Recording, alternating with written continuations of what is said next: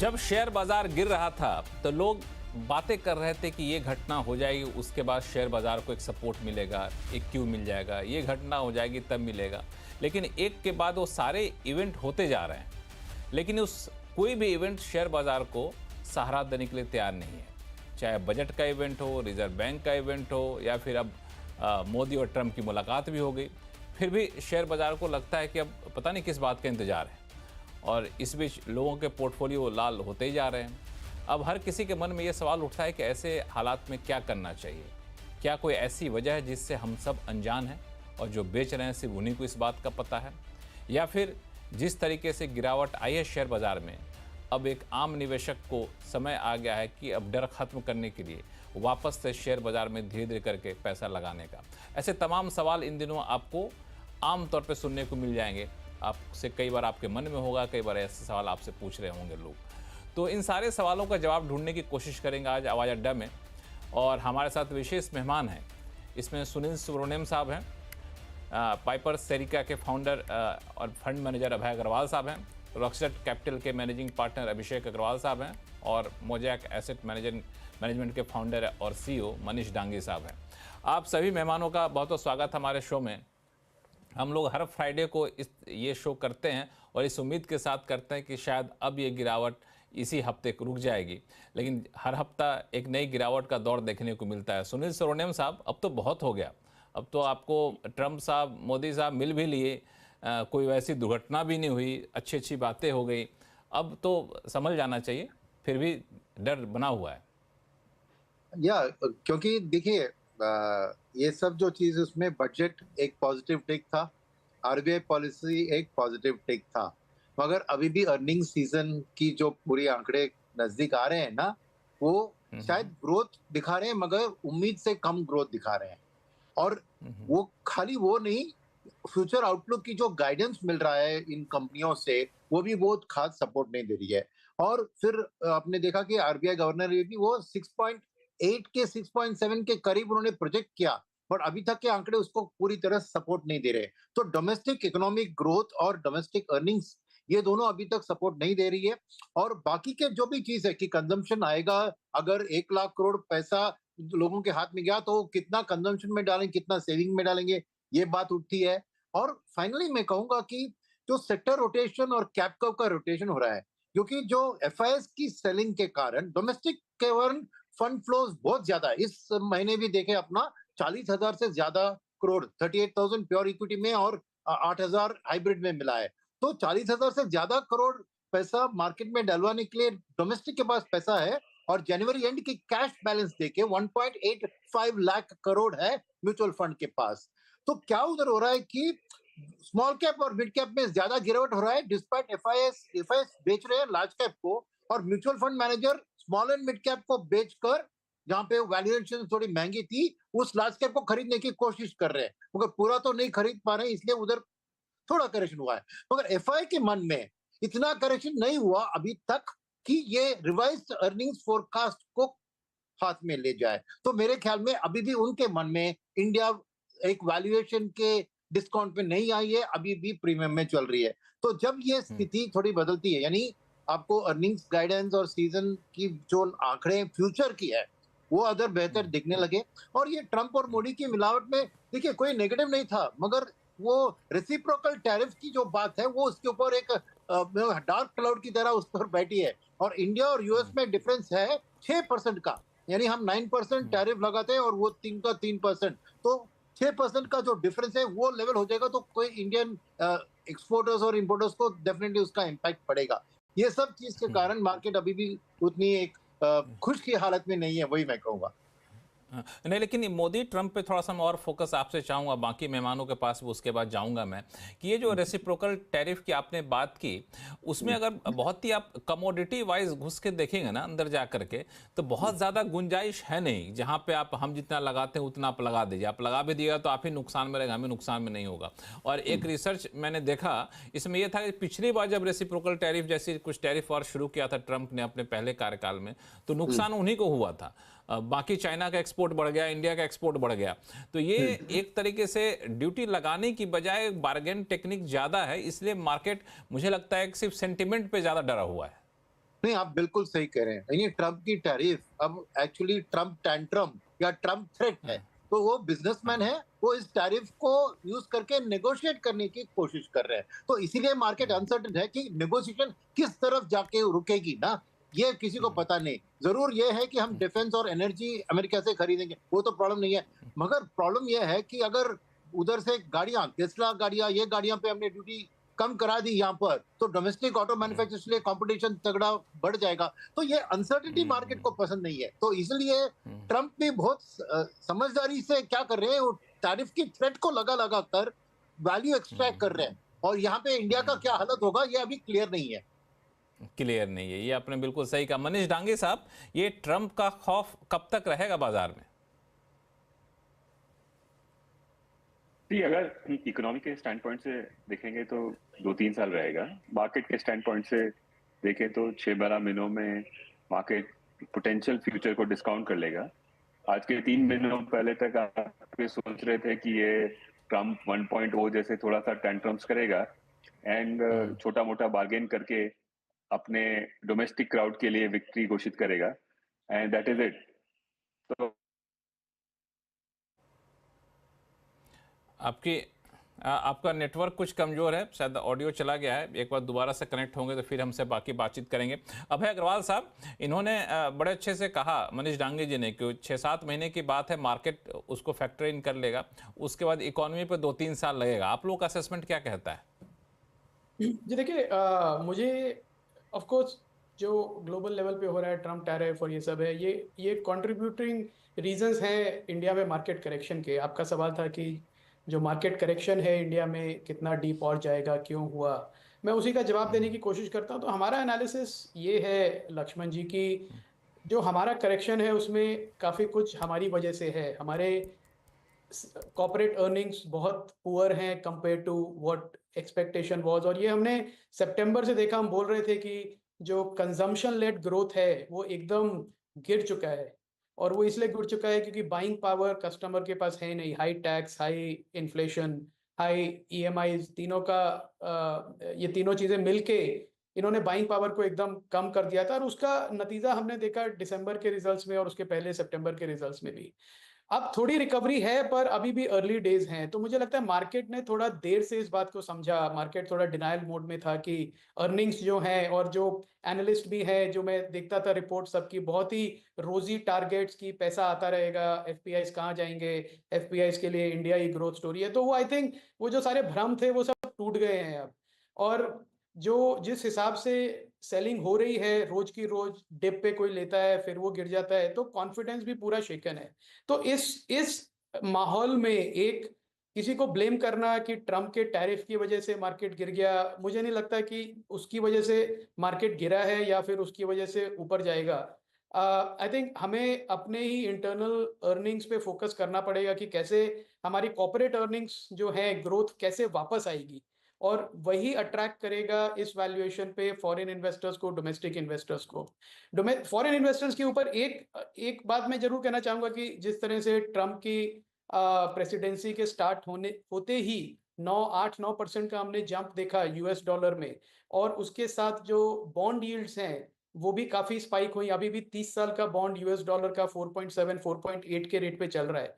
तो in US dollar की strength और हाई यील्ड्स जो है यूएस बॉन्ड्स की, उनको मैं देखूं तो वो डोमेस्टिक मार्केट में काफी अट्रैक्टिव है अभी इन्वेस्टर्स के लिए, जो लोकल इन्वेस्टर्स हैं वहां के।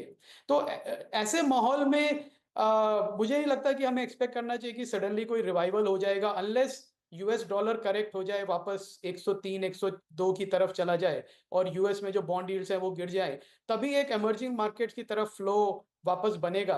पर हम मुझे लगता है कि वो जब आसार होगा दिख तब नहीं होगा, रहे वो हैं। हम उसके बारे में वो कुछ नहीं कर वही सकते मैं हैं। कह रहा था कि इस पे ये आसार कोई दिख नहीं रहे हैं, जितना आप कह रहे हैं बिल्कुल। कि डॉलर वहां पहुंच जाए, इसके कोई आसार तो हमें दिख नहीं रहे, ना तो कोई खास वजह दिख रही है। अभिषेक जी? लक्ष्मण जी अपने कई बार शो में ये चर्चा कर चुके हैं, इसी पैनल के साथ ये चर्चा कर चुके हैं कि मार्केट बहुत समय तक हेवी रहा है, एंड ये जो करेक्शन हम देख रहे हैं ये एक तरह का आप फंडामेंटली अलाइनमेंट कह सकते हैं जो हम हमारे मार्केट में आ रहा है, बिकॉज ग्लोबली हमारा मार्केट एक्सपेंसिव था इसमें कोई डिनाइल नहीं है। दूसरी बात एफआई की जहां तक सेलिंग की बात उठ रही है, वो तो इंडिपेंडेंटली लास्ट 12 महीने का वही ट्रेंड है। तो बिल्कुल ऐसा तो हुआ नहीं कि ट्रम्प की प्रेसिडेंसी आई और सडनली कुछ ट्रेंड चेंज हो गया। FIs has been a seller and they have been selling massively for the last 6 months। अगर हम देख रहे हैं, हमारे यहाँ पे बस ये हो रहा था कि डोमेस्टिकली कोई सेलिंग नहीं हो रही थी, चाहे वो कोई भी वर्क के इन्वेस्टर आप कह लें। एंड अब जो एक करेक्शन आया, उसमें एक तरह की प्रॉफिट बुकिंग भी मैं कह सकता हूँ कि जो लंबे समय तक जिन्होंने होल्ड किया था, वो भी एक ट्रिगर हो गया। एंड सेकेंड है कि क्योंकि हमारे पास कोई ऐसा पॉजिटिव ट्रिगर यहाँ से नहीं है मार्केट को और ऊपर ले जाने के लिए, एंड वैल्यूएशन जो कहीं कहीं पे स्मॉल एंड मिड कैप में फ्रॉथ हमने देखी थी, तो उसी का ही नतीजा है कि हमने इस तरह का करेक्शन देखा है। रही बात टैरिफ की जो बात कर रहे हैं ट्रम्प की, मुझे नहीं लग रहा कि हमारी जो ये सेलिंग है, इसका कोई डायरेक्ट इतना बड़ा कोरिलेशन ट्रम्प के टैरिफ प्लान से लेके है। ऑफ कोर्स उसका इम्पैक्ट ग्लोबली हर कंट्री वाइज आएगा, बट अभी की जो सेलिंग है उसको मैं इस इवेंट से डेफिनेटली लिंक नहीं करूंगा। एंड अभय ने बिल्कुल एक सही तो बाजार में जो गिरावट है पॉइंट उसका ट्रम्प से कोई लेना देना नहीं है। ट्रम्प का आना, मुलाकात होना और इससे बहुत ज़्यादा सीधे तौर पर नहीं जोड़ा जाना चाहिए। मनीष डांगे जी, आप कितने सहमत थे? चूँकि आप जहाँ तक बोले, जहाँ तक हम लोग सुन पाए, चूँकि बीच में आपका ऑडियो चला गया था, कि आपने कहा था कि 6-7 महीने मार्केट के लिए रहेगा ये फियर और 2-3 साल इकोनॉमी के लिए। इससे आगे की बात हम लोग सुन नहीं पाए, लेकिन बड़ा इंटरेस्टिंग तरीके से समझा रहे थे, ऐसा हम लोग समझ पा रहे थे। नहीं, मार्केट के लिए इसलिए शॉर्ट टर्म में हो जाएगा क्योंकि जो महापंडित लोगों ने इंडिया के लिए एक एक्सेप्शनल स्टोरी वीव की थी, वो अनवाइंड हो रही है। एक रूटीन इकोनॉमी को आप अगर ओवर सेल कर दें तो उसका आफ्टर इफेक्ट्स जो तो इस ओवर सेल के झांसे में एफआई भी आ गए क्या? ना, एफआई पिछले 10 सालों से इंडिया में पैसे नहीं लगा रहे हैं, है ना। पिछले 10 सालों से टोटल एफआई आप 2000 से 2012-13 का पैसा लगा के देखिए, एफआई अमूमन 3%, 2.5% मार्केट कैप का आपके शो पे और आपसे पहले पिछले 2 सालों में कई बार बोल चुका हूँ, फिरंगियों को नहीं इंटरेस्ट है। इंडिया एक अच्छा देश है, हम एक अच्छी 5.5-6% की ग्रोथ इकोनॉमी है, 9-10% का नॉमिनल जीडीपी ग्रोथ करते हैं। एक एक्सेप्शनल बूम आया था प्रॉफिटेबिलिटी में कोविड के बाद में, वो एक वन ऑफ था, वो अनवाइंड हो रहा है और वही आज मार्केट में प्ले आउट हो रहा है। कुल मिलाकर के 3 साल की इतनी मेहनत मशक्कत के बाद में 8-8.5% का कैगर बना है। कुछ दिनों में ये 6-8 महीनों के अंदर ये फ्रॉड चली जाएगी। कुछ लोग जो बड़े एक्साइट होकर के सर्कस में गुजरते हैं, वो बाहर चले जाएंगे और फिर वापस से मार्केट में वही रिटर्न बनने लगेगा। तो मेरे ख्याल से वो ये ओवर सेल का अनसेलिंग हो रहा है। जहां तक ट्रम्प का इकोनॉमिक इंपेरेटिव की बात है, मैंने ये कई जगह लिखा है कि इसका इम्पैक्ट थोड़ा लंबा रहने वाला है। ये ट्रम्प 1.0 जैसा नहीं है, थोड़ा आइडियोलॉजिकल है। तो वहां उस देश की प्रॉब्लम दूसरी है, वो पिछले 100 सालों से विश्व पे राज्य कर रहा है और आज एक बहुत ज्यादा अच्छी सी प्रोबेबिलिटी बनी है कि वो चाइना उसकी हेजेमनी को क्रॉस कर देगा या ऑलरेडी क्रॉस कर चुका है। न सिर्फ मैन्युफैक्चरिंग में बट टेक्नोलॉजी में भी। ऑलमोस्ट हर एडवांस टेक्नोलॉजी में चाइना अमूमन बराबर है। अब वो बायोटेक हो जाए, एआई हो जाए, रोबोटिक्स हो जाए, तो उस चक्कर में आज जो अंतिम हथियार है यूएस का, वो ये है कि किसी तरीके से अनसेटल करो मार्केट को, हर जगह से इकोनॉमीज को अनसेटल करो। तो मेन हम सब तो छोटे मोटे पिद्दे हैं, कोलैटरल डैमेज है, जो मेन अटैक है वो चाइना पे है और उसके आफ्टर इफेक्ट हम सबको पिछले अगले 3-4 साल तक इकोनॉमी में झेलने पड़ेंगे। मार्केट में टेंशन नहीं है, मार्केट 6-12 महीने में ये सब, जिसको बोलते हैं ना कि लौट के बुद्धू घर के आए, वो हो जाएगा। उसके बाद में फिर से एक अच्छा माहौल बनेगा जिसके अंदर बहुत मंदी वाली लोग बात करेंगे, लेकिन 6-8 महीने का बनेगा। 6-8 महीने का होप तो 6-8 महीने का होप तो आपने जगाया। यहाँ तो लोगों को लग ही नहीं रहा था, पता नहीं ये सेलिंग कब रुकेगी। लेकिन आपने जो बात की बड़ी इंटरेस्टिंग। हाँ, नहीं, 6-8 महीने का होप का मतलब ये नहीं है। देखिए, दो तरह से अब है ना, बाहर भागने, कई लोग क्या कर रहे हैं कि बाहर जाओ, उसकी भगदड़ बचाने की कोशिश कर रहे हैं। ये ऑलरेडी गाड़ी उस ट्रैफिक में फंसी हुई है। अब इन्वेस्टर को हमारे इस शो पे अब ये बात करने का महत्व नहीं है कि अब आप निकलो यहाँ से, अब रुको, अभी 6-12 महीने रुको, चीजें ठीक हो जाएगी। और यहाँ से ऐसा नहीं, मेरा व्यू तो आपके दर्शकों को अच्छी तरह से पता है 1-1.25 साल से, लेकिन हाँ अब हाँ ये एक responsible citizen of the market रहने का के लिए मेरा दायित्व है कि ये नहीं बोलूं मैं अब कि अब यहाँ से भागो, क्योंकि सिस्टम हाँ कभी हाँ भी किसी को एग्जिट नहीं दे सकता। आपने दबा के माल लिया है पिछले 1.5 साल 2 हम्म सालों में, जैसे कि इस रात की कोई सुबह नहीं वैसी हालत में, अब हम्म उल्टी होगी थोड़ी बहुत, लेकिन अब रुकने का समय है। अब किसी सिस्टम लेवल पे हम एग्जिट नहीं दे सकते, इसलिए ये कॉल नहीं दे सकते इस शो से हम लोगों को, अब निकल लो यहाँ से, अब चुपके से बिल्कुल। बैठे रहो, अब 5-10 हैं तो सालों अब में रही। अच्छा रिटर्न बनेगा। हाँ हाँ, अब हैं तो रहिए, 5-10 साल तक अच्छा रिटर्न बनेगा। ये था कि जो उतार चढ़ाव आना था वो तो अब धीरे धीरे अब स्थिति शायद सामान्य होती जाएगी। लेकिन एक जो बात आपने कही वो हम लोग भी नोटिस कर रहे थे। सुनील सुब्रमण्यम साहब, इन्होंने बड़ा अच्छा कहा कि ट्रंप के साथ जो है पूरे दुनिया पे दबदबे का जो उसका जो ये था ना, दबदबा था, वो एक तरह से खतरे में आ रहा है। इसी वजह से भी अनाप शनाप चीज़ें कदम उठा रहा है। और ये हम लोग देख भी रहे हैं, जितने भी घोषणाएं की गई ट्रंप की तरफ से, हम क्या करेंगे, अमेरिका क्या करेगा, इसकी घोषणाएं कम हुई हैं। दूसरों को किस तरह से उंगल करें, उस पर कैसे डंडा चलाएं, उसकी घोषणाएं ज्यादा, दूसरा हमारे घर में ना घुसे, उसकी कोशिश ज्यादा हो रही है। नहीं, जरूर देखिए, अभी तक ट्रंप ने इंडिया के खिलाफ डायरेक्ट आवाज उतना नहीं उठाया, कुछ डायरेक्ट इंडिया के ऊपर टैरिफ की बात नहीं की। आई थिंक मोदी जी को अच्छा वेलकम दिया गया, और वो 4th हेड ऑफ स्टेट है जिसने आमंत्रित किया। ऑफ तो ये स्टेट ही सब नहीं है, पॉजिटिव सिर्फ सिग्नल्स है। 20 दिन के भीतर भीतर, महज 23 दिन के अंदर अंदर पहुंच गए मोदी, वहां मुलाकात हो गई, अपने आप में बड़ी बात थी, इसमें कोई शक नहीं। करेक्ट। तो बात यह है कि मेरे को देखो, इंडिया स्पेसिफिक मैं कुछ नेगेटिव एक्सपेक्ट नहीं कर रहा हूँ ये ट्रम्प एडमिनिस्ट्रेशन के कारण, क्योंकि अल्टीमेटली ट्रम्प को सस्ता लेबर का एडवांटेज चाहिए, वो खाली इंडिया से मिल सकता है। और क्योंकि चाइना के साथ उनकी एक पॉलिटिकली एंड इकोनॉमिकली दोनों ऑपोजिशन है, इंडिया का इसमें फायदा उठाने की कोशिश कर सकते हैं, और जरूर इसमें हम फायदा पाएंगे एक मीडियम टर्म में। मगर ये क्या होता है कि वो इकोनॉमिकली अच्छी होगी, ओके।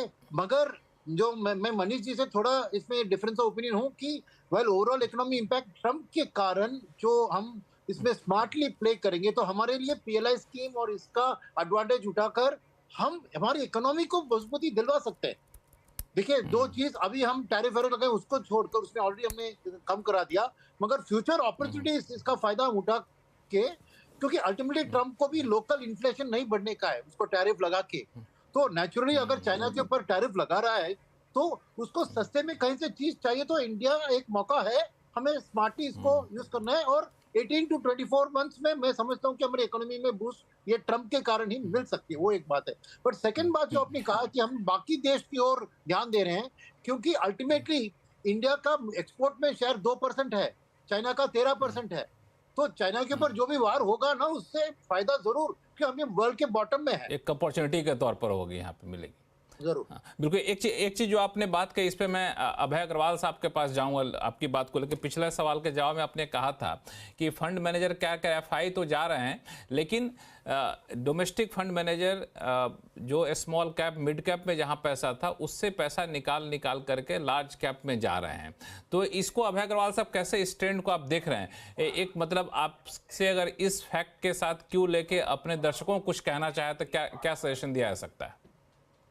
देखिए, अब मैंने ऐसे फ्रैंकली एम्पेरिकली जितना मैं लोगों से इंटरेक्ट करता हूँ, जो मेरे कोलीग्स हैं इंडस्ट्री में, मैंने कोई ऐसा मूवमेंट नहीं देखा कि कोई सडनली मिड कैप बेच के लार्ज कैप में जा रहा है। हो सकता है थोड़ा बहुत सेक्टोरल नहीं, मतलब एलोकेशन चेंज हो थोड़ा बहुत, पर कोई बड़ा नहीं हुआ। जैसे मनीष ने कहा कि जो अगर आपको पैनिक करना है तो आपको जल्दी पैनिक करना चाहिए, बाद में पैनिक करके कोई फायदा नहीं है। तो अभी हम इस जोन में हैं कि जो होना था, मार्केट को जितना प्रेशर लेना था लार्जली हो गया है। बॉटम कितना है और क्या करेक्शन आएगा, आई थिंक मैसेज वही है कि आपके पास अगर अच्छे क्वालिटी के स्टॉक्स हैं जो ओवर वैल्यू हो गए थे, हो सकता है वो अब अंडर वैल्यू हो जाए। मार्केट तो वैसे ही रहेगा, कभी लीनियर नहीं रहेगा, कभी परफेक्टली वैल्यूड नहीं रहेगा, और उसी इन्वायरमेंट में इन्वेस्टर्स को अपॉर्चुनिटी ढूंढनी पड़ती है। तो मुझे नहीं लगता है कि अगर पोर्टफोलियो अच्छा है तो किसी को ज़्यादा ट्विक करना चाहिए कि मार्केट में कोई एक सेक्टर गिर गया तो उससे निकल के दूसरे सेक्टर में घुस जाओ। फिर तो आप गोल गोल ही घूमते रहेंगे। फिर क्या कन्विक्शन है, क्या रिसर्च है, क्या लॉन्ग टर्म पर्सपेक्टिव है। और जो कहते हैं, जैसे जब बुल मार्केट होता है तो बहुत बातें होती है कि time in market is more important than timing the market. वो मार्केट गिरता है तो सब भूल जाते हैं, फिर कहते हैं टाइमिंग करो, निकल जाओ, चेंज करो। तो बड़ा बड़ा मतलब कॉन्फ्लिक्टिंग सा व्यू है। तो आई थिंक हर दर्शक को, हर इन्वेस्टर को सोचना चाहिए कि वो किस तरह के इन्वेस्टर है। हर चीज पे रिएक्ट करेंगे या अपना पोर्टफोलियो बना के एलोकेशन के साथ रह के उसको मैनेज करेंगे, क्योंकि ऊपर नीचे तो हर हर एसेट क्लास होगा, कभी रियल एस्टेट, कभी बॉन्ड्स, कभी रुपी, कभी गोल्ड। तो अब गोल्ड बढ़ गया तो अब क्या सब गोल्ड के पीछे भागने लगेंगे? तो मुझे लगता है कि अगर इन्वेस्टर्स को, और मेरे जो कुलीग फंड मैनेजर्स हैं सब, जितना मेरा इंटरेक्शन है, पैनिक नहीं है, ना कोई ज़्यादा चर्न है।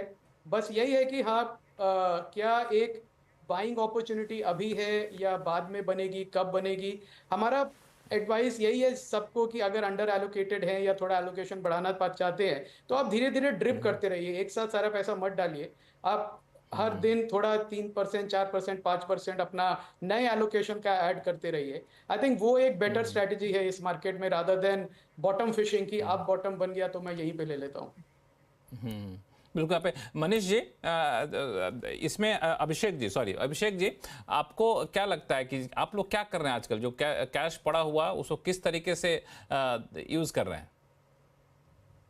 जी, क्लियरली सिलेक्टिव बाइंग तो शुरू कर दी है और वो बिल्कुल रिकमेंडेड है, बिकॉज अगर हम पीक से देखेंगे तो बहुत सारे स्टॉक्स जो है वो 30 से 40 से 50% तक जा चुके हैं। इंडेक्स लेवल पे हम अगर बात कर रहे हैं तो वहाँ इतना बड़ा नंबर कंपैरेटिवली नहीं दिखता है। For example let's all time high से स्मॉल कैप इंडेक्स 18% डाउन है, बट उसी स्मॉल कैप इंडेक्स के अंदर में जब हम स्टॉक स्पेसिफिक देखेंगे तो वहाँ नज़ारा कुछ अलग दिख रहा है और वो शायद 30 से 40% डाउन है। तो उस तरह से हाई क्वालिटी स्टॉक जो है, जहाँ पे आपको पता है लॉन्ग टर्म स्टोरी आपकी इंटैक्ट है, ग्रोथ स्टोरी है, तो वहां पे अब आपके पास एक प्राइस एडवांटेज आ गया, क्योंकि अब वो पीक से आपको एक मच रीजनेबल वैल्यूएशन में आपको भाव मिल रहा है। एंड बिल्कुल मैं भी यही रिकमेंड करूंगा कि सिलेक्टिवली बाइंग शुरू कर देनी चाहिए, क्योंकि बॉटम तो आप फिगर आउट कर नहीं सकते, टॉप हमें किसी को पता नहीं है, बट ये जोन डेफिनेटली एक डिसेंट जोन है जहाँ पे बाइंग शुरू कर सकते हैं। और ये भी बिल्कुल सही बात है कि हर चीज पर रिएक्ट करके आप कहीं नहीं जाएंगे। सो अगर आपकी focus equity as asset class है और आप एलोकेशन यहाँ करने ही वाले हैं तो यस, बने रहें, और जहां पे एवरेज करना है या फ्रेश बाइंग करनी है उस तरह का एक बास्केट आप बना के बिल्कुल आगे बढ़ सकते हैं।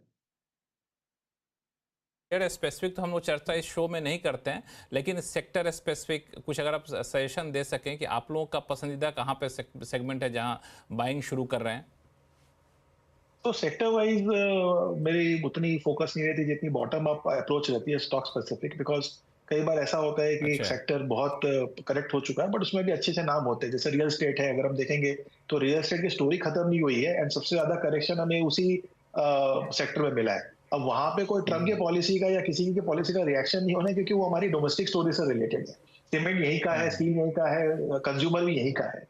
तो देयर आर गुड नेम्स जहाँ पे बहुत अच्छी अभी प्राइस करेक्शन हो गई है और वहां पे कई नंबर्स में स्लो डाउन नहीं हुआ है। जहां तक एंड यूजर की बाइंग पावर की बात करें, परचेसिंग पावर की बात करें रियल एस्टेट को, so that is a way how I consider कि हर एक सेक्टर में अपॉर्चुनिटी है, बट आपको हाई क्वालिटी नेम्स के साथ ही रहना चाहिए, जो अगेन सभी को पता है कि it is always better to bet on the leader than the follower. So हर सेक्टर पे आपको मिल जाएंगे एंड अभी के वैल्यूएशन में जैसे मैंने कहा कि मिल ही जाएंगे। बिल्कुल भाई।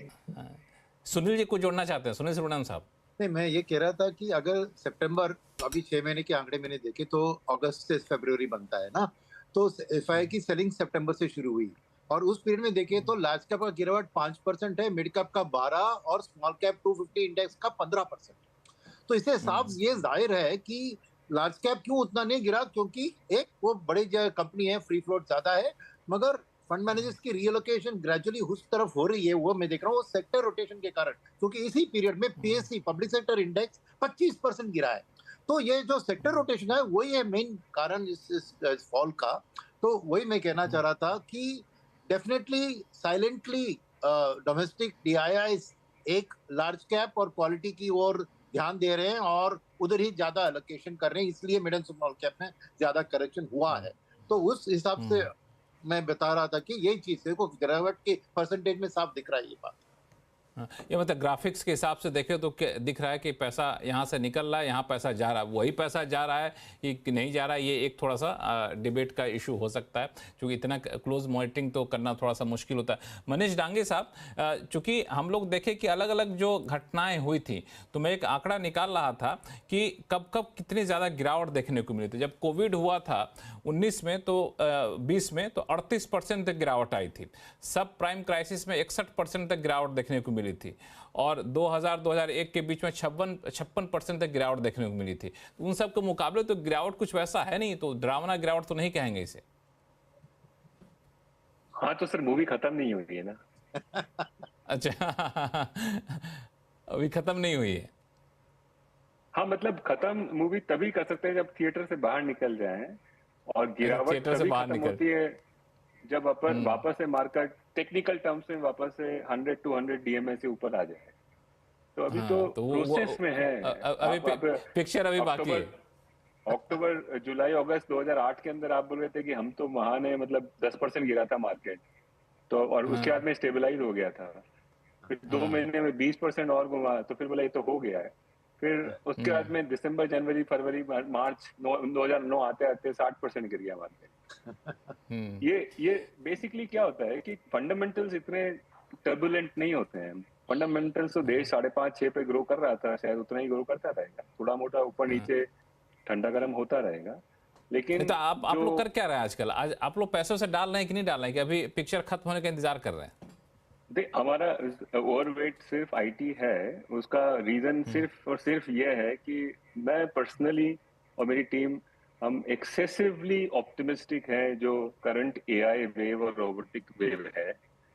और ऑप्टिमिस्टिक हैं आईटी सेक्टर को लेकर के। एआई और रोबोटिक वेव जो है, जो चाइना और यूएस ऑफ कोर्स उसके फ्रंट रनर्स हैं, लेकिन बिकॉज ये एजेंटिक एरा जो हमारे ऊपर डॉन हो रहा है अगले 10 साल में, थोड़ा कुछ बात आराम से करेंगे, लेकिन इंडिया आईटी सिस्टम एक ऐसा है जो मोस्ट प्रॉब्ली इससे प्रॉफिट करेगा, एटलीस्ट कंपनीज बेनिफिट करेंगी। I am less confident of manufacturing anything that we compete with China, पर मेरे ख्याल से India IT will do very very well in next 8-10 years. Of course साथ में ट्रम्प टैरिफ वॉर, डॉलर का appreciate होना, ये सब एक्चुअली मैक्रो बेनिफिट देता है आईटी को। तो ये सब के चक्कर में मेरे ख्याल से वो पार्ट जो है मार्केट का, वो मेरे ख्याल से अगले 5-10 साल का अगर व्यू है अपना, इस बारे में कई बार बात हुआ है शो पे पिछले 3-6 महीनों में, मेरे ख्याल से आईटी बहुत अच्छा करेगा। बाकी सब पे इफी है, बहुत सारी चीजों में फ्लश आउट हो गया है स्पेस, बट क्या होता है कि जब आप मार्केट को आप कंसेशन देते हैं महंगा होने की, तो मार्केट को आपको कंसेशन सस्ता होने की भी देनी पड़ेगी। दोनों तरफ आपको डील देनी पड़ेगी ना। पतंग हमेशा ऊपर ही नहीं जाती है ना, कभी नीचे भी आती है, कभी ऊपर आती है, तो दोनों तरफ मूव करेगा। इसीलिए जैसे अभय और ये सब बोल रहे हैं कि आप सिस्टमेटिकली एक आम इन्वेस्टर, देखिए अलग अलग आदमी का अलग अलग हेडसेट है। मैं सिक्लिकल इन्वेस्टर हूँ, मैं कभी आपसे बहुत तेजी की बात करूंगा, कभी मंदी की बात करूंगा, लेकिन आपका जो एवरेज ऑडियंस है उसके लिए यही कन्वे करना पड़ेगा कि चलो धीरे धीरे अगले साल 1.5 साल के अंदर आप बाय करिए धीरे धीरे। माहौल यहाँ से ये, इसका मतलब ये नहीं है कि चीजें फ्लैटन हो गई है, चीजें मोस्ट प्रॉब्ली मेरा व्यू है कि खराब होंगी, लेकिन आपके पास में वो टूल किट्स है नहीं कि आप उसको प्राइस कर पाए, उस चीज को आइडेंटिफाई कर सके। तो ज्यादा बेहतर है कि अगला 6-12-18 महीनों में आप धीरे धीरे इन्वेस्ट करें। नहीं, इसमें मनीष जी एक और सवाल का जवाब दे दीजिए, फिर मैं बाकी पैनलिस्ट के पास जाऊंगा। एफआई को लेके आप लोग क्या, आपकी अपनी स्टडी क्या कहती है कि एफआई आएंगे अब, चूंकि जो वैसे जो फंडामेंटल चीज़ें हम लोग देखते हैं कि बॉन्ड यील्ड वहाँ पे बढ़ रहा है, उनको यूएस में ज़्यादा रिटर्न मिलेगा, तो हमारे यहाँ क्यों आएंगे? भले ही हमारी अर्निंग सीजन बेहतर क्यों ना हो जाए, भले ही हमारा ग्रोथ थोड़ा सा बेहतर क्यों ना हो जाए, आप इससे कितने सहमत होते हैं? वो लोग तो बिल्कुल प्रोफेशनल है कि जहाँ रिटर्न मिलेगा वहीं आएंगे। देखिए कहना बेसिकली एफआई एक ना ग्लोबल इक्विटी पूल है, एक रिस्क पूल है। वो उसके पास में 160 देश हैं इन्वेस्ट करने को। जब 1990s और 2000 में आपके लोकल इन्वेस्टर को खबर तक नहीं थी, तो उन्होंने पूरा देश का 26% स्टॉक उठा लिया। अब आप एक्साइटेड हो गए हैं तो वो आपको देख करके कहीं और चले जाएंगे। तो बेसिकली ये एफआई का एक्सेसिबिलिटी है, वो सारे मार्केट्स को है। दूसरा डेमोग्राफी पे मैंने कई बार बात करी कि एक बार जब ये अमीर देशों की जो डेमोग्राफी धीरे धीरे जब एज होती है, तो वो एक्चुअली विड्रॉल मोड में आ गए हैं। इसलिए आज एफआई का नहीं आना नई बात नहीं है, ये 10 सालों से एफआई पैसा नहीं आया है, जबकि उसके पिछले 20 सालों में एफआई का बहुत पैसा आया था। तो इसलिए वो जो बोलते हैं ना कि उस बंदे की को टोना बंद करें, क्योंकि वो नहीं आएगा। वो ये ट्रेडिंग वाला पैसा जाता है आता है, लेकिन नेट एफआई का पैसा नहीं आएगा इंडिया नेट एफआई का पैसा और कहीं नहीं आएगा। सुनील जी हाँ, सुनील जी, ये एक व्यू लेकर के यहाँ पे आ रहे हैं कि नेट एफआई का पैसा नहीं आएगा, अभी हो गया था, जब आना था आ गए वो लोग। आपको लगता है कि डोमेस्टिक फैक्टर एक इस लेवल पे आ सकता है कि एफआई बाकी रुपये को भूल जाएं, वहाँ के बॉन्ड यील्ड को भूल जाएं, यूएस के यहाँ पे आना शुरू कर दें? क्योंकि अभी भी अगर महंगाई के हिसाब से देखें तो हमारा मार्केट ठीक ठाक महंगा है, भले ही इतने गिर गया तब भी। नहीं, मेरे थोड़ी डिफरेंस ऑफ ओपिनियन है मनीष जी से यहाँ पर, कि मैं एक 6 महीने के टाइम अगर देखें, वो मेरे लिए लगता है कि डेफिनेटली एफआईएस की वापसी की। उसके 3 कारण मैं बताऊंगा। एक है कि ट्रम्प, आप 3 कारण बताइएगा, उस तीनों पर रिएक्शन लूंगा तीनों पैनलिस्ट से, इसलिए बाकी पैनलिस्ट तीनों कारण पर ध्यान से सुनिएगा। हाँ। एक है ट्रम्प को स्ट्रॉन्ग डॉलर पसंद नहीं है, क्योंकि अमेरिका अगर एक्सपोर्ट करना चाहिए तो डॉलर का स्ट्रेंथ उसके लिए नुकसान करेगा, तो ट्रम्प एक वीकर डॉलर की ओर पुश करेंगे। सेकंड, उसके कारण वो भी है कि वो इंटरेस्ट रेट को भी दबाव, अभी पवेल है तो झगड़ा कर रहे हैं, मगर ये टैरिफ की झंझट के बाद सेटल होकर वो भी पुश करेंगे फेड को किसी तरह बाई फेयर और अनफेयर मीन्स को रेट कट करे। वो भी एक डॉलर की वीकनिंग की स्टोरी का सपोर्ट होगा। वो है दूसरी बात। और तीसरी बात यहाँ पर है कि जो एफआईआई ना जब पैसा डालते हैं ना, उनको जो रिटर्न है वो फ्यूचर की डिप्रिसिएशन अप्रिसिएशन के ऊपर रहती है। तो मेरे ख्याल में जब उनको दिखता है कि ये वाली ट्रेंड शुरू हो गई, तो उनको इंडिया जैसे मार्केट जहाँ पे और डिप्रिसिएशन, ऑलरेडी इंडिया में थोड़ी डिप्रिसिएशन हो गई, मानते हैं कि इंडिया का अभी भी ओवर वैल्यूड है ऑन आरईआर बेसिस, मगर फिर भी उनको रुपए में डॉलर वर्सेस रुपी का वीकनिंग मेरे ख्याल में इस एक और साल में खाली 2% होगा, क्योंकि डिफरेंस इन इंटरेस्ट रेट हुई है फंडामेंटल तौर पर। तो मेरे ख्याल में एक 6 महीने में ये 3 चीजों के कारण मैं समझता हूं कि थोड़ी एफआईएस की वापसी हम देख सकते हैं।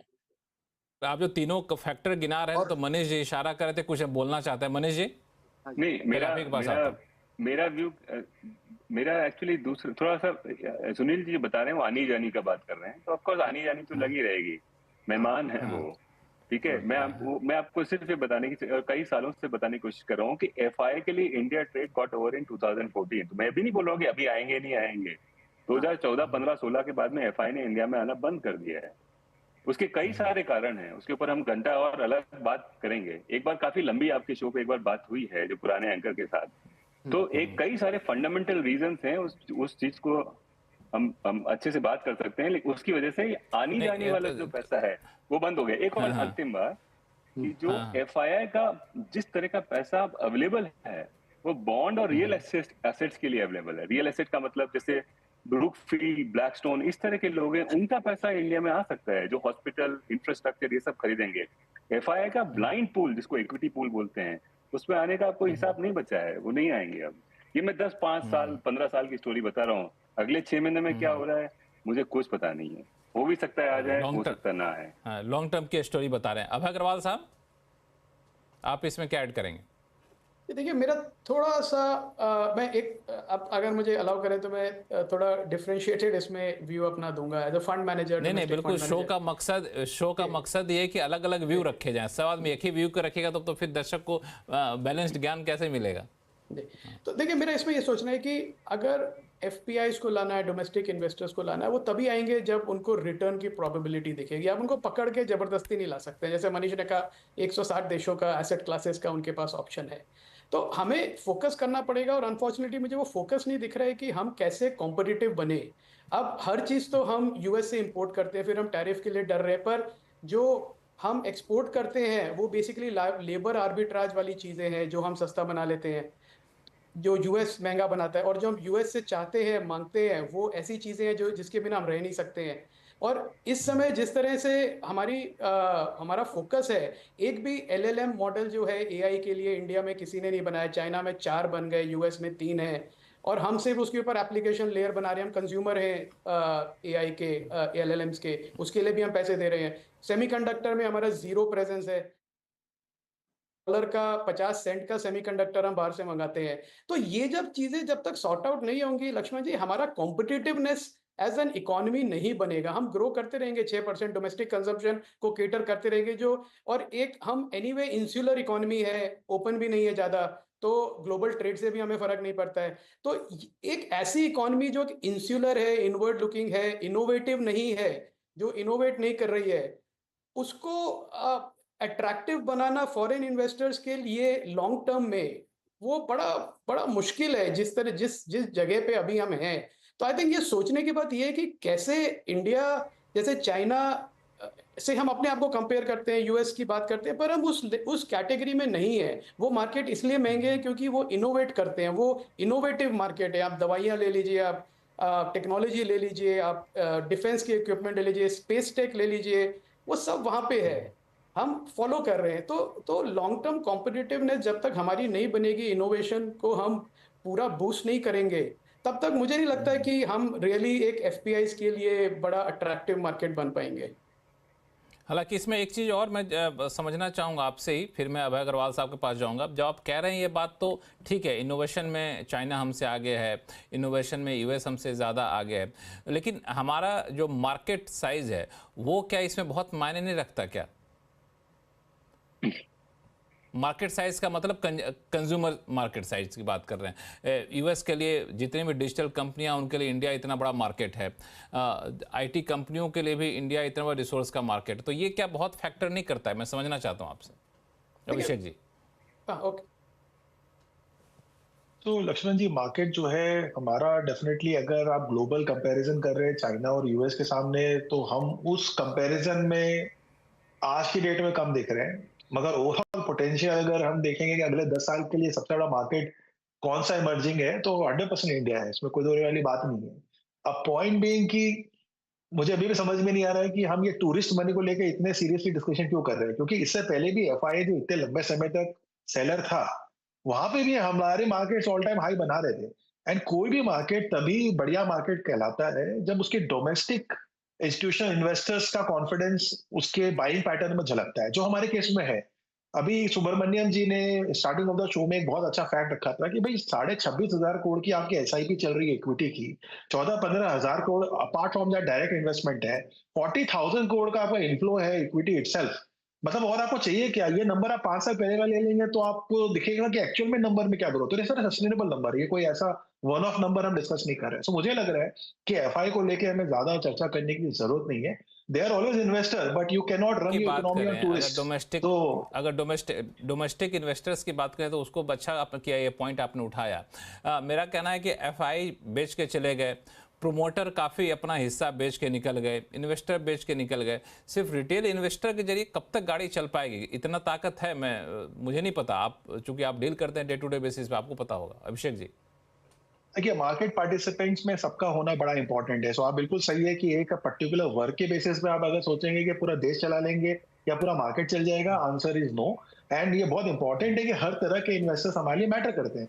बट ये भी सेम बात है कि फिर कोई एक पर्टिकुलर साइड, चाहे आप एफआई को ले लो या डीआई को ले लो, उन पे भी 100% डिपेंडेंट होके मार्केट को प्लान करना सही नहीं है। एंड अदरवाइज मार्केट की कोई भी हिस्ट्री अगर आप देखेंगे, वो अर्निंग्स के स्लेव्स होते हैं। अगर हमारे देश के अंदर में कॉर्पोरेट अर्निंग्स मैच हो रही है, तो फिर उसके हिसाब से आप ग्रोथ देखोगे, उसके हिसाब से रिटर्न आएगा। अब अगर हम यहाँ पे ऑलरेडी हम वहां स्लैग कर रहे हैं, अब आप आईपी का डेटा देख लें, 3.5% की आईपी की डेटा हमारी अभी ग्रोथ की आई, और इन्फ्लेशन 4% का है। So I don't think so it is a great number to look at it. अगर मैं ये देख रहा हूँ कि भाई यहाँ से क्या हम स्लो डाउन में जा रहे हैं, तो आंसर इज ये, स्लो डाउन में जा रहे हैं। और स्लो डाउन में अगर जाएंगे तो अर्निंग में रिफ्लेक्ट होगा, और अर्निंग में रिफ्लेक्ट होगा तो मार्केट में, बट ऑब्वियसली वो डिस्काउंट होकर अभी हम देख रहे हैं कि मार्केट में करेक्शन आ रहा है। So rather than only dependent on की एफआई डीआई या डिटेल की कहानी, मुझे लग रहा है फंडामेंटली हमें ये भी देखना पड़ेगा कि हमारा देश कहाँ जा रहा है, और वर्सेस अभी ग्लोबली जो ट्रम्प की ये सारी सिचुएशन हम एनालाइज कर रहे हैं, उसका भी ओवरऑल इंपैक्ट क्या है। सो ये सारी चीज कनेक्टेड है। आइसोलेशन में देख के मुझे नहीं लग रहा है कि कोई व्यू बन पाएगा यहाँ पे। बिल्कुल। हालांकि एक चीज़ जो मैं अब देखना चाह रहा था, हालांकि शेयर बाजार के एक्सपर्ट आप लोग हैं, लेकिन एक इन्वेस्टर्स होने के नाते, एक आम दर्शक होने के नाते मुझे हमेशा इस बात में जिज्ञासा रही है कि कौन कौन से ऐसे इंडिकेटर हैं जिसकी बत्ती अब हरी हो जाए तो मान के चलें कि हम लोग फंडामेंटली अब दुरुस्त होते जा रहे हैं। भले ही एफआई आए ना आए, डीआई आए निकल जाए लगभग, लेकिन कुछ तो इंडिकेटर बेसिक चीज़ें हैं जो शेयर मार्केट लोग देखते हैं, जिससे लगता है कि नई चीज़ें अब दुरुस्त हो रही हैं। उस इंडिकेटर पर चर्चा करेंगे, आप सबसे पूछेंगे। लेकिन फिलहाल वक्त है छोटे से ब्रेक का। ब्रेक के बाद जल्द लौटते हैं, कहीं जाइएगा नहीं।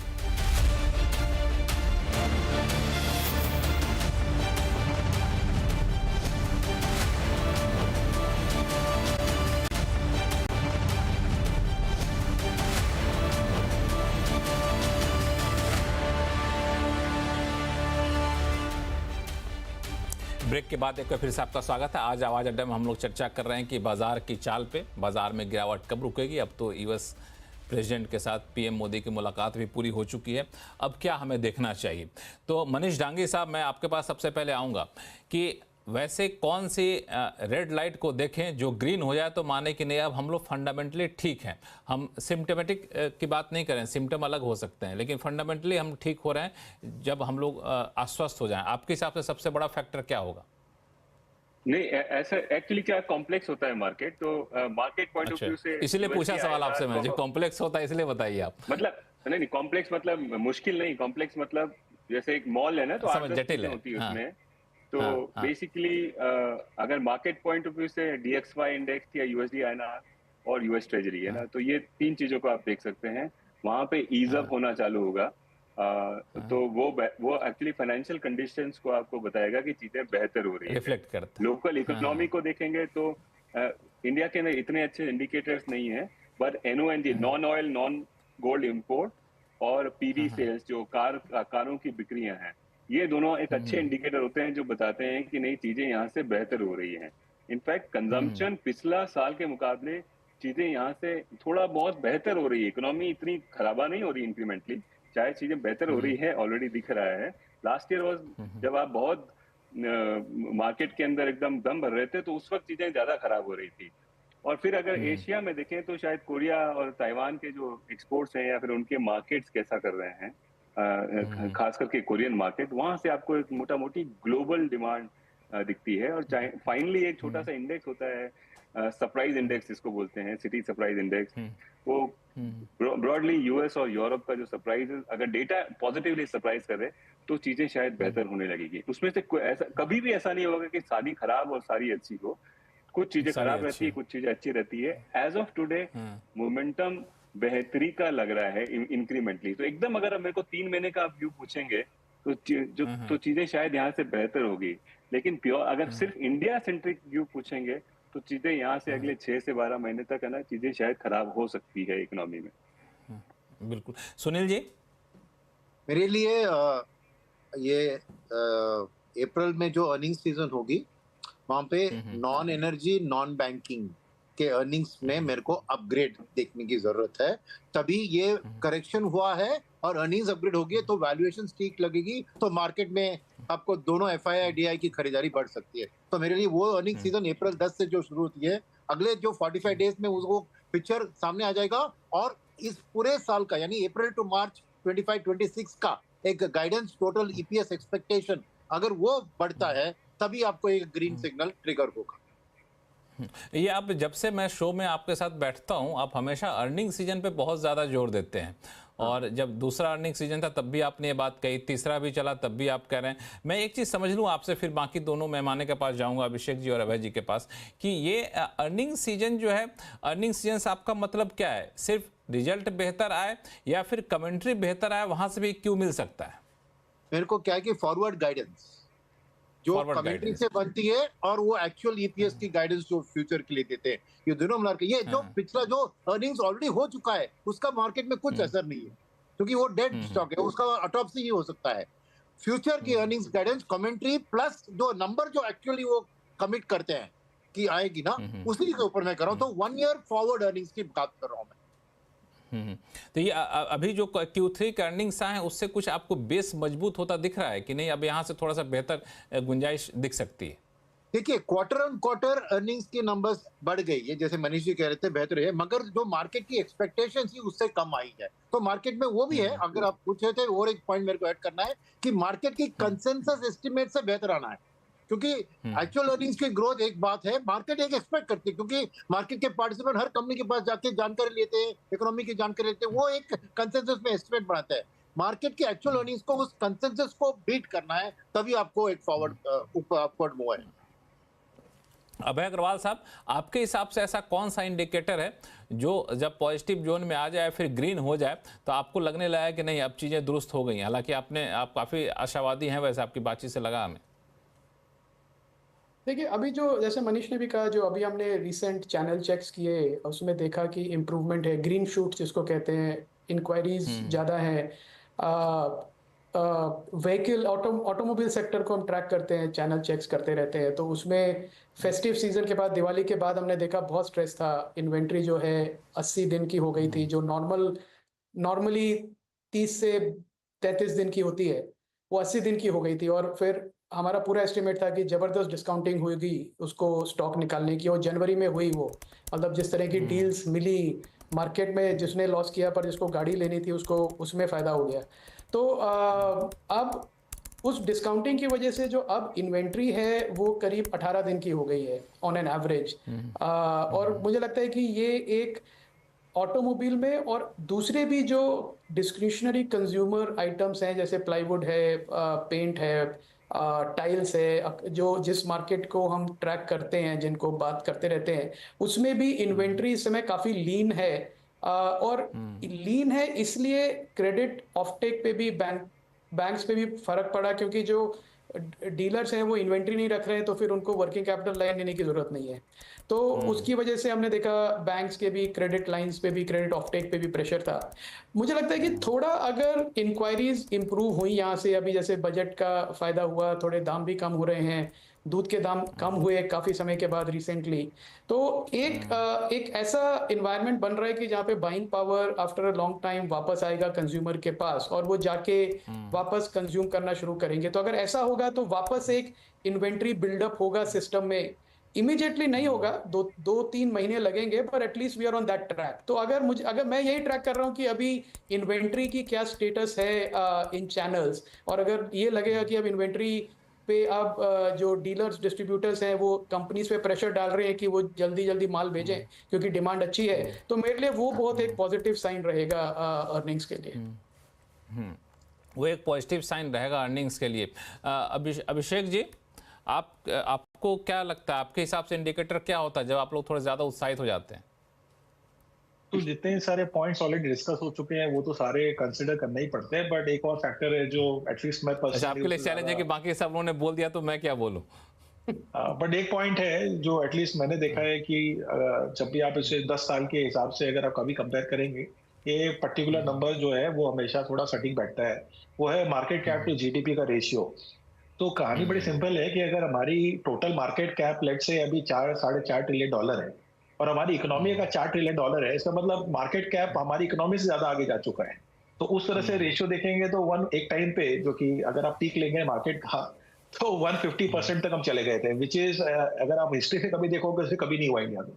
तो इसलिए बहुत सारे लोग, हमारे जैसे लोग, इसलिए आके बोल रहे थे कि भाई मार्केट पीक हो गया है, because it's something which is not sustainable. अगर हम बाकी इकोनॉमी में भी देखेंगे तो कहीं भी ऐसा नहीं होता। सो इंडिया के लॉन्ग टर्म अगर हम एवरेज देखें, चाहे वो इसको पी के मल्टीपल पे ले कि मार्केट कैप को जीडीपी के मल्टीपल पे ले, तो करीबन 115%, 120% का एवरेज होता है। और बुरे टाइम में या पीक एकदम बॉटम जिसको कहते हैं कि मार्केट बॉटम बना चुका है, वो 80-85% होता है। मुझे उतना एक्सट्रीम नहीं लग रहा है अभी के हिसाब से। अगर मैं देखूं तो अभी भी थोड़ी मार्जिन बाकी है जो थोड़ी और नीचे आ सकती है, एंड 120% के आसपास जब आता है तब that's a sweet spot you can consider कि एक लेवल पे मार्केट जो है रुक गया है। और क्योंकि हमारी इकोनॉमी इतनी खराब भी नहीं कर रही है, 6% से तो ग्रो करेगी, मुझे लग रहा है reasonable number to look at it in terms of thinking कि शायद वो या बॉटम है। बिल्कुल, यहाँ पे ये आपने सही कहा, क्योंकि जो अलग अलग तरह की कमेंट्री आ रही है, फाइनेंस मिनिस्ट्री से भी आ रही है, तो सब यही मान के चल रहे हैं कि अब हम लोग इकोनॉमी में जो थोड़ी बहुत सुस्ती थी वो सुस्ती दूर होती दिख रही है। सुनील जी को जोड़ना चाह रहे हैं? नहीं, खाली एक पॉइंट है जो एक positive surprise out of the blue जो हो सकता है कि ये ट्रम्प की जो ड्रिल बेबी ड्रिल, और अगर रशिया यूक्रेन वॉर में उन्होंने कुछ भी शांति लाए ना, तो तेल का दाम अगर ये 75 ब्रेंट क्रूड का 65 या 60 की ओर चली जाए तो इंडिया के लिए बहुत गेट्स ओपन हो जाएंगे। ये उम्मीद नहीं है मैं, मगर अगर हो गया तो मार्केट दौड़ेगी भयंकर एफआईएस की वापसी, क्योंकि इंडिया 85% ऑयल इतना इंपोर्ट करता है। तो ये एक ब्लैक बॉक्स इवेंट है, मैं एक्सपेक्ट नहीं कर रहा हूँ, हो गया तो छप्पड़ फाड़ के पैसा। हालांकि इसमें एक चीज मैं जोड़ना चाहता हूं सुनील जी, अगर आप उसमें रिएक्शन देना चाहें तो दीजिएगा, कि दरअसल यूएस प्रेसिडेंट लगातार पुश इस बात के लिए कर रहे हैं कि हम जो ऑयल निकालें ना उसको हाँ आप खरीदिए। अभी करेक्ट। जब पीएम गए थे तो वहां भी इस तरह की चर्चा हुई। अब समस्या ये है कि यूएस जो ऑयल निकाल रहा है, जो ड्रिल कर रहा है, वो नई टेक्नोलॉजी के साथ कर रहा है, तो वहां पे एस्टिमेट ये कहता है कि उसका कॉस्ट ऑफ प्रोडक्शन बढ़ जाएगा। अब मान लिया जाए मार्केट में ऑयल हमें $50 के आसपास मिल रहा है, 60 का मिल रहा है, वो 70-80 पे बेचने को मजबूर करेगा, तब तो हमारे लिए बड़ा मुश्किल होगा ये तो। वो नहीं हो सकता है। फर्स्ट इंडिया एलएनजी खरीदेगी उधर, नॉट ऑयल, गैस। सेकंड बात है कि अगर वो तेल का दाम बढ़ रहा है ना मार्केट प्राइस से, लोकल पेट्रोल पंप में अमेरिका में सबसे बड़ा प्रॉब्लम होता है पेट्रोल की दाम इन्फ्लेशन में, तो वो कभी उसको बढ़ने नहीं देंगे, क्योंकि उधर लोकल इन्फ्लेशन को कंट्रोल में रखना है ना, तो नहीं नहीं, वही दाम पे मैं इसलिए सवाल पूछा ना, चूंकि अगर वो चाहेगा कि हमारा ऑयल खरीदो और आपका ऑयल अगर महंगा है तो हम आपसे क्यों खरीदेंगे, ये सवाल उठा भी था। जब याद होगा, जब रशिया पे सैंक्शन लगाया था सरकार ने, तब इंडिया ने क्लियर कहा भाई जहां से सस्ता मिलेगा वहां से हम लेंगे, अब जो महंगा मिलेगा उससे हम कैसे लेंगे। ये एक होगा, लेकिन देखना पड़ेगा पूरे ऑयल पॉलिटिक्स जो है कैसे आगे चल के अनवील होती जा रही है। मनीष डांगे जी कुछ जोड़ेंगे इस पे आप?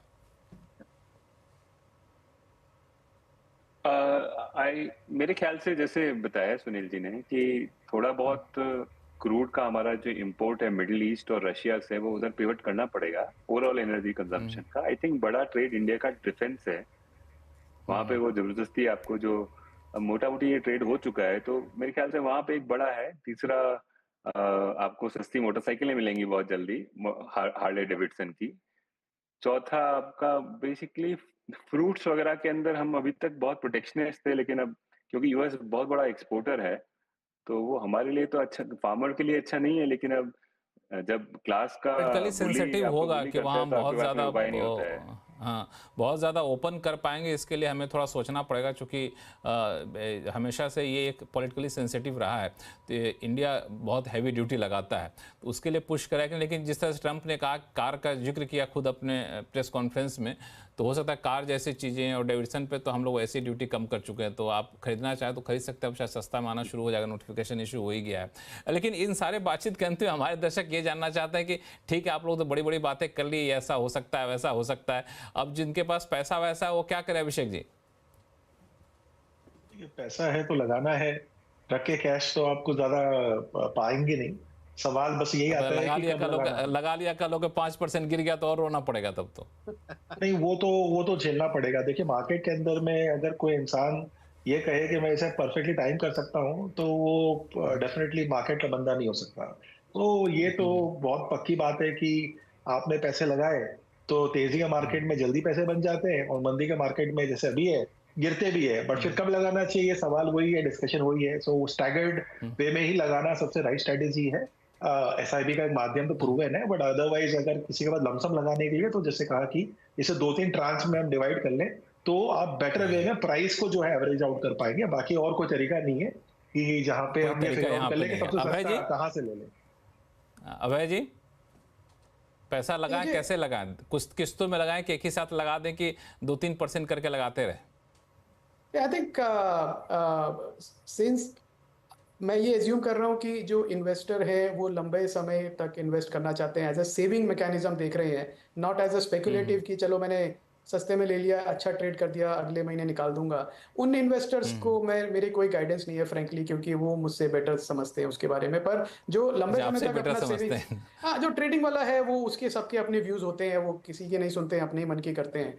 तो पर जो लॉन्ग टर्म इन्वेस्टर है, मुझे लगता है अच्छा मौका है।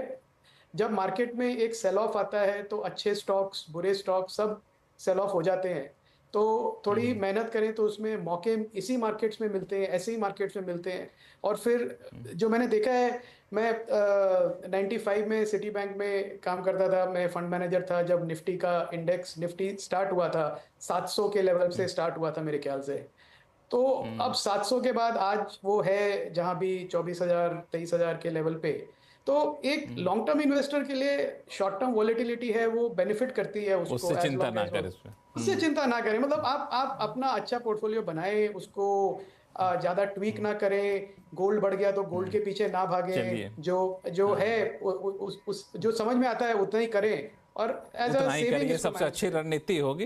वही सबसे अच्छी रणनीति होगी। अब समय चूंकि खत्म हो रहा है, तो आप सभी मेहमानों का बहुत बहुत धन्यवाद हमारे शो में आने के लिए और अपनी बात काफ़ी स्पष्ट तरीके से रखने के लिए। उम्मीद करता हूँ शो के जरिए हमारे दर्शक कुछ न कुछ क्यू जरूर मिल रहा होगा। तो आवाज़ अड्डा में फिलहाल इतना ही। देखते रहिए CNBC आवाज़। नमस्कार।